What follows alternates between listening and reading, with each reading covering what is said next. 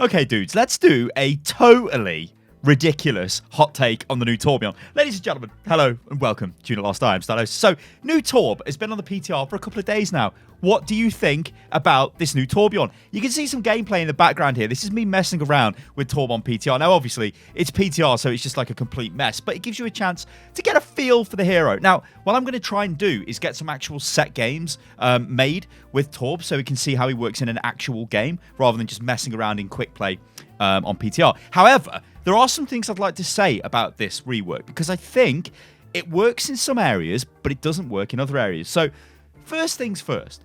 Torbjorn, I think, is better than he was because old Torb, the only real difference, right, with old Torb is his turret, he could advance it to level 3 when he popped his ultimate. Obviously, his ultimate would make the turret solid. It made Torbjorn pretty ridiculous, and he could fire, increase rate of fire. He had more armor. He's more durable. It was cool, but it was a defensive ultimate. Let's be real. It's not really something you'd use on attack, right?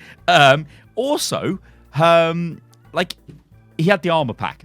Now, he doesn't have armor pack, so he loses a bit of utility. So why would I say he's better than the old Torbjorn? Because I bet a lot of people are like, well, Sty, actually, I liked old Torb. This new Torb, it's not the same. And it isn't. This is kind of an attack version of the old Torb. That's the best way to look at it, I think. The ultimate, everybody's going to talk about the ultimate. So this is the brand new Molten Core. And I think this is actually going to be pretty good in some situations, especially if you need to get rid of enemy defensive positions. So if the enemy are entrenched in a corner somewhere, you can probably do your Torbjorn splurge all over them and get them out of that area, right? If you've got a pirate ship on the payload, which is generally quite a hard thing to get rid of, you can probably do your Torbjorn splurge all over that and probably do some damage to it. Things like this, Torb couldn't do before. So this is actually quite good. It's more offensive. His weapon, so it's got increased weapon speed. He actually fires rivets now, which is really cool. If you look at the actual projectile that comes out of the weapon, it's totally a rivet. That's pretty good. His alternate fire has got less spread and fires faster. You know, this is a nice little buff to Torb. Now, Torb's E ability is his old Molten Core ability. Now, this is where a lot of the, oh my god, here we go, kind of chat was coming from, where Blizzard have took an ultimate and turned it into an E ability. Now, they've done this before. They did this with Mercy, and we all kind of know what happened with that. It was a bit strong. It needed a lot of balancing going on. Question is this Torb going to be the same? Moving his old Molten Core to a shorter version of the Molten Core, which isn't as powerful, and it's now his E ability. I don't think it will cause as much problems as the Mercy one did, because it's actually a reduced version of it. Now, the Mercy one, okay, Mercy could like AoE res everybody, which was pretty ridiculous. And then it changed to a single target res, but she could cast it pretty quick, and there was no, it had a lot of problems. It needed a lot of balance. This new Torb, it gives you different ways of playing him. So you can take Torb from being quite passive to suddenly being offensive. So the way I see this Torb being played in my head is, you deploy your turret, which of course I haven't touched on the turret, but we all know how this works. You can see in the video clip. You basically throw the turret and it instantly deploys to, well, it doesn't instantly, but it hits the ground, it takes a couple of seconds, it deploys to a level 2 turret, and it starts firing away. You no longer have to stand there and smash it with your hammer. That's completely gone. The good thing with this is you can get the turret into positions where people don't expect it to be. So you can throw this bad boy round a corner, people just don't expect it to be there, it does a bit of chip damage to them, it might not kill people, but it's all building your ultimate, which is kind of the way to look at the turret. It's there to build your ultimate, but it's really effective against people like Pharah, it's really effective against Tracer because it can push her away from areas, so actually the turret is really quite good.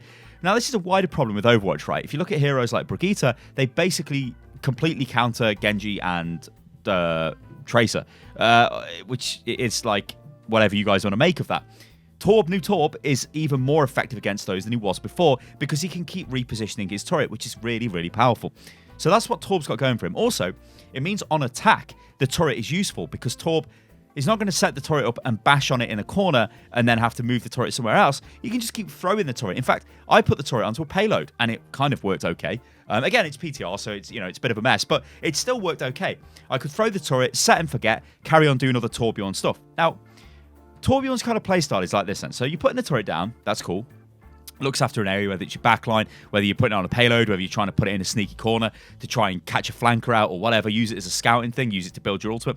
You've then got your E ability, the Molten Core. Now, this makes you much more tankier, gives you armor, makes you move faster, increases your weapon fire rate, and that's beautiful. Because what this means you can do is rush forward and suddenly become a very offensive Torbjorn.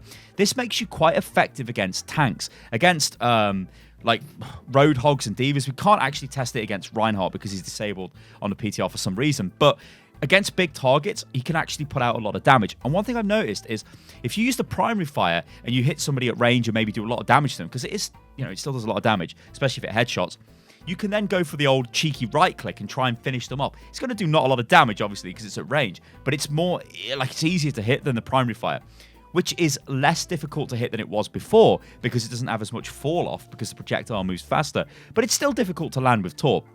So it's a weird situation right now. It feels like, and again, this is just a total hot take. I haven't really had a chance to get really into Torb and like find out how he works in different comps and things that he's super strong against and super weak against. But just as a complete hot take, I feel this is a better Torbjorn because he's more effective on attack and he still kind of does the same Torbjorn-y stuff on defense. So you can still sort of play him how you did before. The only difference is your ultimate no longer makes the turret mega strong and makes you like super strong. And like you don't have armor packs. But in replace of that, you get, or to replace that, you get a more offensive Torb with an ultimate which can deny area, which gives you a lot of opportunities when you start thinking outside of the box. So this is an interesting one. I think it's going to be a difficult one to gauge how strong or how weak this actually is. I think other things on the PTR, like the McCree buff, it obviously is a straight-up buff. 2 seconds reduced on his roll, which just makes McCree more fluid to play and is actually pretty huge for McCree. Farah is a really interesting one because Farah is like, we're still not sure if this is a buff or a nerf or whatever to Farah on PTR. On console, it's definitely a nerf to Farah, but on PC, we're still not sure. Anyway, guys, let me know what you think about this in the comments below. Have you been playing new Torb? Do you agree with what I've just said?